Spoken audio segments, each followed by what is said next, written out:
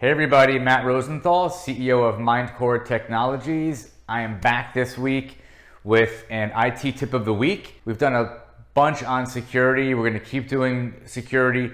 This is a subset. It's a very specific thing that applies really to you as an individual and to the best practices, you know, what you should really be doing and what you should really be aware of when you're not working in your office, right? So if you're working remotely or you're working from home, you're working from a cruise ship, you're working from a hotel, you're working from Starbucks, there's some things you really want to keep in mind, okay? So behind me is a list of those things, and it would be great if you picked out the one or two things that resonate with you, and if you try to incorporate these into your own habits when you're working remotely, it would significantly reduce the chances that you're going to have a problem security-wise.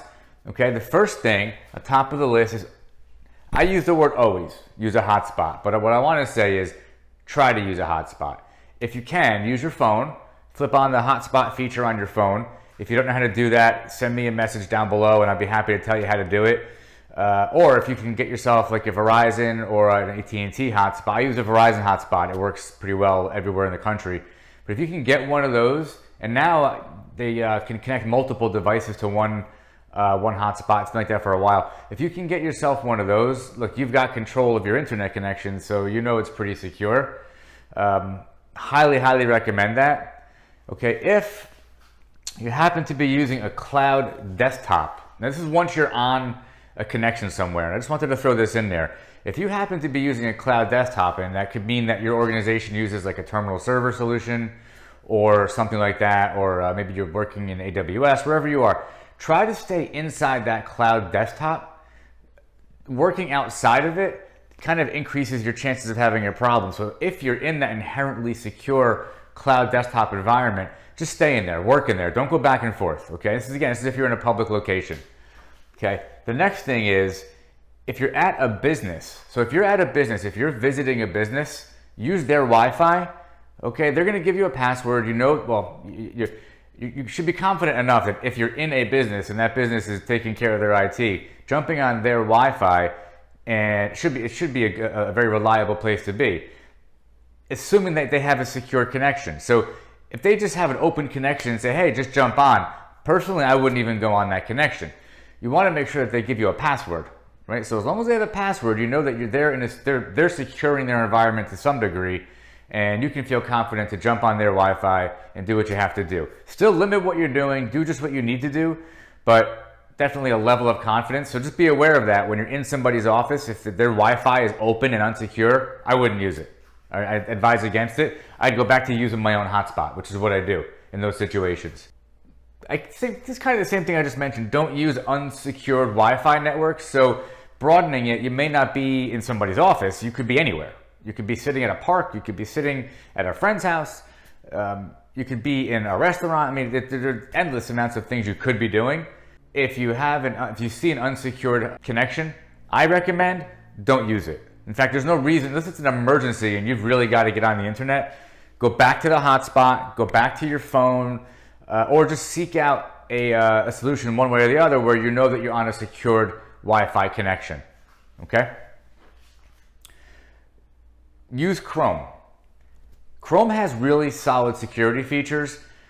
You know, I was a late adopter when it came to Chrome, but I switched over to it, and it's a great browser, it's reliable, but there really are some really great security features. I'm not gonna dive into that. That's not the purpose of today's conversation. If you wanna learn more about why I think Chrome is more secure and why I recommend using it when you're browsing the web, again, feel free to send me a message. I would love to share that information with you. But again, I recommend using Chrome. Certainly reduces your risk versus some of the other web browsers that are out there. If you can't use Chrome, send me a message. I'll give you advice on some other ones that you could use. Don't use public Wi-Fi that asks for personal information in order to access the internet. Very common. I mean, you could be in a hotel. Usually hotels pop up a screen. They're giving it to you for free, or it's included in your hotel cost. And you'll see that you have to put your name in there. They don't ask you for anything more than that. They just want to validate that you're in your room and that you're who you say you are. If you get a screen like that and somebody's asking you for personal information, shut it down. There's absolutely no reason why you would need to put personal information onto one of those login screens to give you access to the internet, okay? Again, go back to the top, go back to your own hotspot, go back to your phone, go back to your Verizon Jetpack, avoid that login page, all right? This is something that when you're on the internet, okay, turn off sharing. Again, I'm not gonna get into the technicalities of how to do these things. Just make sure that your computer isn't being shared on that network that you're on. There's settings on your phone to do that. There's settings on a Mac. There's settings on a Windows computer to do that. Definitely, you don't want your computer showing up and other people knowing that you're there. So please be aware of that. This is a short list. These are just some highlights. There's a much longer list of things we can cover. Again, if this video is helpful to you, do me a favor. Do all of your friends a favor. Do everybody that you know a favor. Share this, because this is something that touches everybody.